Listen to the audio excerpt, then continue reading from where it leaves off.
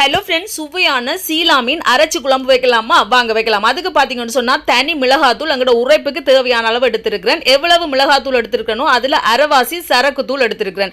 இது ரெண்டையும் ஒன்றா சேர்த்து கலந்துட்டு இதோட வெங்காயம் வெள்ளைப்பூடு சேர்க்கணும். இதோட கொஞ்சமாக தண்ணியும் விட்டு நல்லா ஊற வைக்கணும். இது நல்லா ஊறினோன்னு மிக்சி கப்பில் போட்டு நல்லா பட்டை அரைச்செடுக்கணும். எவ்வளோத்துக்கு பட்டை அரைக்கிறோமோ அவ்வளோத்துக்கு நல்ல பட்டை அரைச்செடுக்கணும். இப்போ பார்த்தீங்களா, இந்த மாதிரி அரைச்செடுத்தாச்சு. இதை இந்த மீனோட சேர்க்க வேண்டியதான். சேர்த்து போட்டு இதோட பார்த்தீங்கன்னா தேவையான அளவுக்கு புளி விடுறேன். 2 தக்காளி பழம் வெட்டி வச்சிருக்கேன், அதையும் சேர்த்துட்டு தேங்காய் பால், முதலாம் பால் கொஞ்சம், 2ஆம் பாலும் 3ஆம் பாலும் கொஞ்சம் சேர்த்துட்டு தேவையான அளவுக்கு உப்பும் சேர்த்துட்டு நல்லா கலந்துட வேண்டியதான்.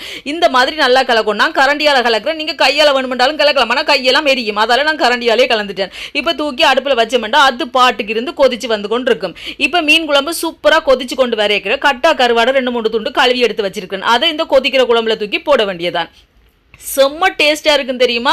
உங்களுக்கு கட்டா கருவாடு இல்லைன்னா நீங்கள் நெத்தலி கருவாடு என்ன கருவாடு வேணுமென்றாலும் நீங்கள் அரைச்ச குழம்புக்கு இப்படி கொதிச்சு கொண்டு வரைக்கும் போட்டு பாருங்கள், செம்மையாக இருக்கும்.